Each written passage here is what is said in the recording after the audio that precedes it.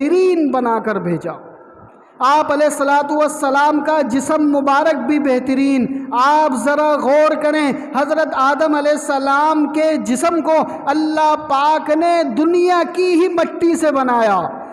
اس زمین کے اوپر سے تھوڑی سی مٹی اٹھائی اور اس مٹی کے ذریعے سے حضرت آدم علیہ السلام کے جسم مبارک کو بنایا، تمام نبیوں کے جسموں کو بنایا۔ لیکن جب آپ علیہ الصلوۃ والسلام کے جسم مبارک کی بات آئی تو اللہ پاک نے جنت کی مٹی کو اٹھایا اور اس مٹی سے آپ علیہ الصلوۃ والسلام کو بنایا۔ یہی وجہ ہے کہ آپ علیہ الصلوۃ والسلام نے ارشاد فرمایا کہ میرے گھر اور میرے منبر کے درمیان ایک جنت کا ٹکڑا ہے جس کو ریاض الجنت کہتے ہیں۔ میرے گھر اور میرے منبر کے درمیان ایک جنت کا ٹکڑا ہے جس کو ریاض الجنت کہتے ہیں۔ یہ جو جنت کا ٹکڑا ہے یہ عام مٹی نہیں ہے بلکہ یہ جنت کی مٹی ہے۔ اسی وجہ سے آپ علیہ الصلوۃ والسلام چونکہ جنت کی مٹی سے بنے تھے، اللہ پاک نے ریاض الجنت بنا کر وہاں پر آپ علیہ الصلوۃ والسلام کی آخری آرام گاہ کو بھی وہیں بنایا۔ جنت کی مٹی جنت میں چلی گئی، جنت کی مٹی جنت کے ٹکڑے میں چلی گئی، تو آپ علیہ الصلوۃ والسلام کا روضہ مبارک وہ ریاض الجنت میں ہے۔ تو میرے عزیزوں، اللہ پاک نے آپ علیہ الصلوۃ والسلام کی ہر چیز کو بہترین بنایا، ہر چیز کو اعلیٰ بنایا، ہر چیز کو افضل بنایا۔ یہاں تک کہ جب آپ علیہ الصلوۃ والسلام اس دنیا میں آئے تو آپ کے یعنی دادا، ان کے 12 بیٹے تھے۔ آپ علیہ الصلوۃ والسلام کے کتنے چچا تھے؟ 11 چچا تھے، یہ آخری تھے۔ عبد المطلب کے سب سے چھوٹے بیٹے یہ ان سے پیدا ہوئے، سب سے چھوٹے بیٹے ان سے پیدا ہوئے۔ عبد المطلب کے بیٹوں کے نام، کسی کا نام ابو لہب، کسی کا نام ابو لہب، عباس، حمزہ، تو ان کے نام، ان کے ترجمے کچھ الگ ہوتے تھے، لیکن جو آخری بیٹا تھا اس کے نام میں بھی اللہ کا نام آ رہا تھا، جس کا نام تھا عبداللہ۔ 12ویں بیٹے کا نام تھا عبداللہ، تو اللہ پاک نے اس آخری بیٹے کو پسند کیا جس کا نام تھا عبداللہ۔ تو آپ علیہ الصلوۃ والسلام کے والد کا نام کیا ہے؟ عبداللہ، اس میں بھی اللہ کا نام آ رہا ہے۔ اور اسی طرح اللہ پاک نے آپ کی والدہ بھی ایسی منتخب کی جس کا نام تھا آمنہ، حضرت آمنہ، جس کا ترجمہ یہ ہے امن والی، امن والی، امانت کی حفاظت کرنے والی۔ تو اللہ پاک نے والدہ کا نام بھی بہترین منتخب کیا۔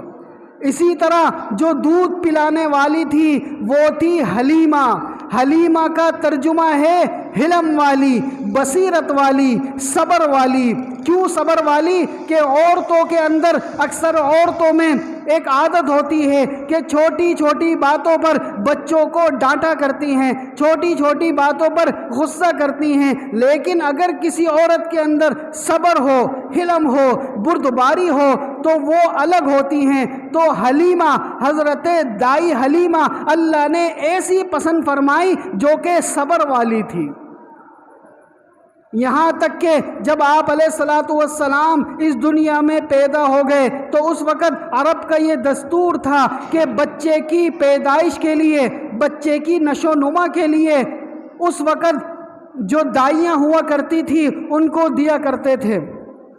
تو جب وہ دائی حلیمہ اپنے گاؤں سے مکے کے اندر آئی تو سب سے آخر میں پہنچی۔ سب سے آخر میں پہنچنے کی وجہ یہ تھی کہ ان کی جو اونٹنی تھی وہ بہت کمزور تھی، ان کی جو اونٹنی تھی وہ بہت کمزور تھی، بہت آہستہ آہستہ چلتی تھی، یہاں تک کہ غربت کا زمانہ تھا، کھانے پینے کی چیزیں بھی نہیں ہوتی تھی، اس وجہ سے وہ آخر میں پہنچی۔ جب وہ آخر میں پہنچی تو اس دن جتنے بھی بچے تھے جو دیگر جو آئی تھی دودھ پلانے والی وہ لے کر چلی گئیں، ان کے حصے میں کچھ بھی نہیں آیا، ان کے حصے میں کچھ بھی نہیں آیا۔ اور آپ علیہ الصلوۃ والسلام چونکہ یتیم تھے، والد نہیں تھے، تو جو عورتیں دودھ پلانے والی تھیں وہ اس نیت سے نہیں لیتی تھی کہ ان کا تو والد بھی نہیں ہے، ہمیں کچھ ملے گا نہیں، وہ ان کو نہیں لیتی تھی، دوسرے بچوں کو لے کر چلی گئی۔